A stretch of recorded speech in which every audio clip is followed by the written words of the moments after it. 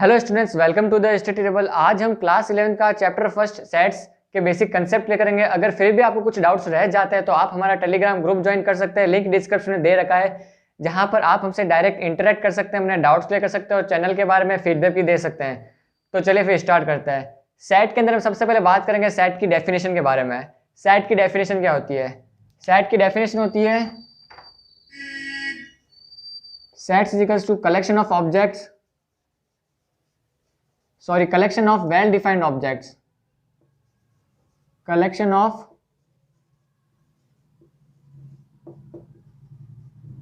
well defined objects।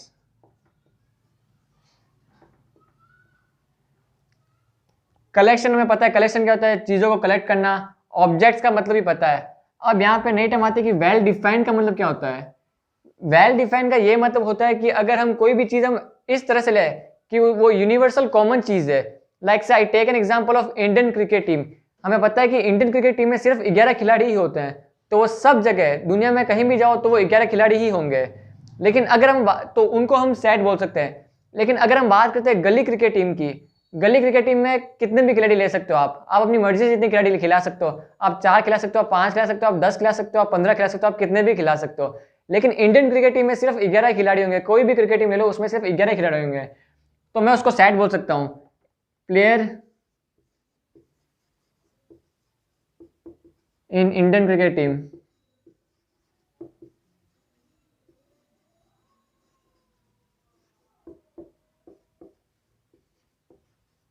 ये एक set है। ये एग्जांपल ऑफ सेट है कि player in Indian cricket team is a set. तो अब हमारे डाउट आता है कि ये सब जगह कॉमन ही रहेगा। लाइक से अगर मैं आपको बोलूं कि आपको नेचुरल नंबर चूज करना है विच इज लेस देन 5, तो आपका आपका आंसर होगा 1, 2, 3 एंड 4।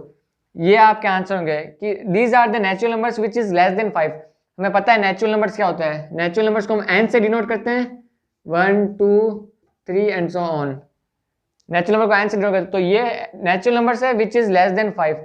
अब अगर मैं आपको बोलूं कि you have to choose 2 numbers which is less than 5 and those numbers are natural numbers, तो आप, लेकिन उसको मैं सेट नहीं बोल पाऊंगा। मैं उसको सेट क्यों नहीं बोल पाऊंगा? क्योंकि मेरे हिसाब से अगर मैं कोई 2 नंबर चूज करता हूं जो 5 से छोटे हैं और वो नेचुरल नंबर है, तो मैं चूज करूंगा 1 और 2। कोई दूसरा अगर कोई चूज करेगा तो वो चूज करेगा 2 और 3। लाइक से ये सभी के लिए अलग अलग आ रहा है। मैं कोई दो नंबर को अलग अलग चूज करूंगा, कोई दूसरा कोई 2 नंबर चूज अलग करेगा। लेकिन अगर मैं बोलता हूँ कि number which is less than 5 and these numbers are natural numbers, तो ये सभी के लिए सेम ही होगा, ये सभी के लिए अलग नहीं होगा। तो मैं इसको सेट नहीं बोलूंगा, मैं इसको सेट बोलूंगा। तो set means collection of well defined object. हम उन वैसी चीजें जो वेल डिफाइंड है, मतलब वो यूनिवर्सल कॉमन चीज है। अब हमारा डाउट आता है कि हम सेट को डिनोट कैसे करते हैं। सेट को हम कैपिटल लेटर से डिनोट करते हैं। Capital letters means A B C D, capital A, capital B, capital B, capital C D and so on. हम सेट को कैपिटल लेटर से डिनोट करते हैं। और 1, 2, 3, 4, अगर ये एक सेट है, मैंने इसको बोला सेट है number which is less than 5, तो a इज इक्वल्स टू 1, 2, 3, 4, ये एक सेट है। अब इसके a के एलिमेंट्स क्या है? 1, 2, 3 एंड 4 है, तो ये इसके एलिमेंट्स है, तो इनको मैं सेट के एलिमेंट्स को मैं स्मॉल लेटर से डिनोट करूंगा, स्मॉल लेटर से। ये सेट को डिनोट करने का तरीका है और उनके एलिमेंट्स को डिनोट करने का तरीका स्मॉल लेटर से है। A B C D and so on, small letter elements. Set को हम कैपिटल लेटर से डिनोट करते हैं और उनके एलिमेंट्स को हम स्मॉल लेटर से डिनोट करते हैं। अब हम बात करते हैं कि हम सेट को रिप्रेजेंट कैसे करें। मीन्स हम ऐसे a इज इक्वल्स टू 1, 2, 3, 4, 1, 2, 3, हम इसको ऐसे डिनोट नहीं करते हैं। हम इसको डिनोट करते हैं दो तरीके से, मीन्स डिनोट सॉरी रिप्रेजेंट। हम इसको रिप्रेजेंट दो तरीके से करते हैं। पहला कौन सा तरीका है रिप्रेजेंट करने का? पहला तरीका है रोस्टर फॉर्म और टेबुलर फॉर्म, और दूसरा तरीका है सेट बिल्डर फॉर्म। तो हम सबसे पहले बात करते हैं रोस्टर फॉर्म की। रोस्टर फॉर्म क्या होती है? रोस्टर फॉर्म के अंदर बात करेंगे कर्ली ब्रेसिस की, कर्ली ब्रैकेट और कॉमास की। तो हम इसको डिनोट कैसे करेंगे रोस्टर फॉर्म में? इसको हम डिनोट करेंगे a is equals to curly bracket 1, 2, 3, 4, ये रोस्टर फॉर्म है, इसको मैं रोस्टर फॉर्म बोलूंगा।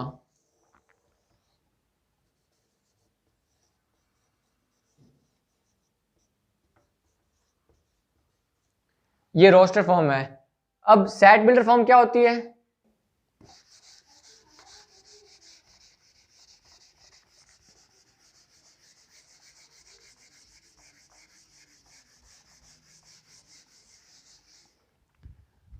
अब हम बात करते हैं सेट बिल्डर फॉर्म की।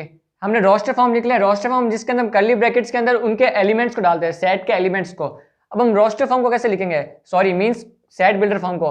सेट बिल्डर फॉर्म को हम उसको स्टेटमेंट की फॉर्म में लिखते हैं। तो अब हम इसको स्टेटमेंट की फॉर्म में कैसे लिखेंगे?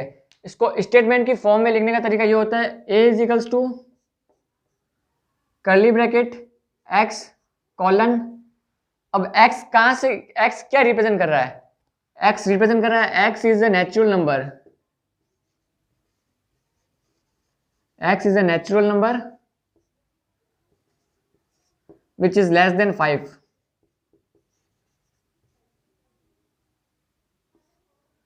which is less than 5।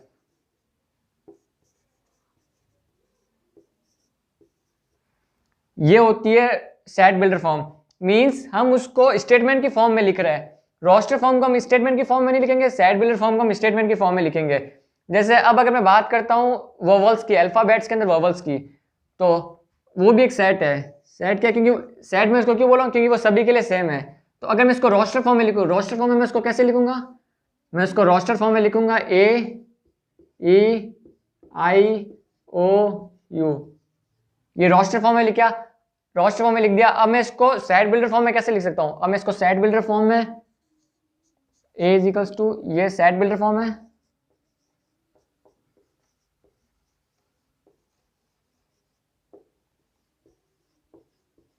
Set builder form, और ये रोस्टर फॉर्म है। तो ए ई आई यू को मैं इसको सेट बिल्डर फॉर्म में कैसे लिख सकता हूँ? इसको मैं x colon, X is vowel of English alphabet, x is vowel of English alphabet.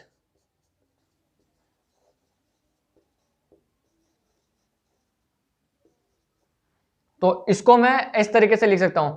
अब हम इसके कुछ एग्जांपल्स कर लेते हैं जिनसे आपका ये कंसेप्ट और ज्यादा क्लियर हो जाएगा और आपको कुछ डाउट्स भी नहीं रहेंगे।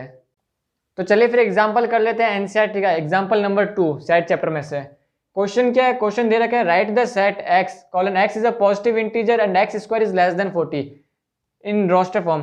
तो ये हमें सेट बिल्डर फॉर्म में दे रखी है, हमें इसको रोस्टर फॉर्म में लिखना है। तो हमें कंडीशन क्या दे रखी है? हमें कंडीशन ये दे रखी है कि x is a positive integer and X square it is less than 40। तो एक्स स्क्वायर लेस देन 40 है, तो हम क्या, एक्स की वैल्यू क्या क्या हो सकती है? एक्स की वैल्यू हो सकती है 1, 1 का स्क्वायर 40 से छोटा होगा, 2 का स्क्वायर भी 40 से छोटा होगा, 3 का स्क्वायर भी 40 से छोटा होगा, 4 का स्क्वायर, 5 का स्क्वायर, 6 का स्क्वायर। मैं -1 नहीं ले सकता क्योंकि मुझे पॉजिटिव इंटीजर दे रखा है। और अगर मुझे नेगेटिव सिर्फ इंटीजर दे रखा होता तो मैं माइनस वाला साइन भी लेता, लेकिन मुझे नेगेटिव नहीं देगा, सिर्फ पॉजिटिव इंटीजर दे रखा है। तो एक्स की वैल्यू ये आ गई है। तो मैं इसको रोस्टर फॉर्म में कैसे लिखूंगा? मैं इसको रोस्टर फॉर्म में लिखूंगा ए इज इक्वल्स टू, अगर मैं इसको सेट को ए लिखता हूँ मैं, तो रोस्टर फॉर्म में लिखा जाएगा 1 2 3 4 5 6। इसको मैं रोस्टर फॉर्म में ऐसे लिखूंगा, तो ये होगा मेरा आंसर। तो चलिए फिर इसका एक और एग्जांपल कर लेते हैं हम। तो चलिए फिर हम एनसीईआरटी का एक और क्वेश्चन कर लेते हैं। क्वेश्चन नंबर 4 एनसीईआरटी का एक्सरसाइज 1.1 का, right the set in set builder form. ये हमें सेट दे रखा है 3 6 9 12, इसको हमें सेट बिल्डर फॉर्म में लिखना है। तो सेट बिल्डर फॉर्म मीन्स हमको एक स्टेटमेंट में लिखना पड़ेगा इसको।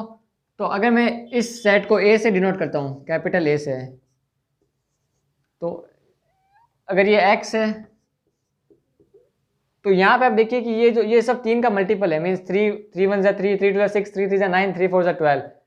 तो मैं x is equals to 3n लिख सकता हूँ। अब आपके मन में डालोगे n तो कुछ भी हो सकता है, n 0.1 भी हो सकता है, 0.2 भी हो सकता है।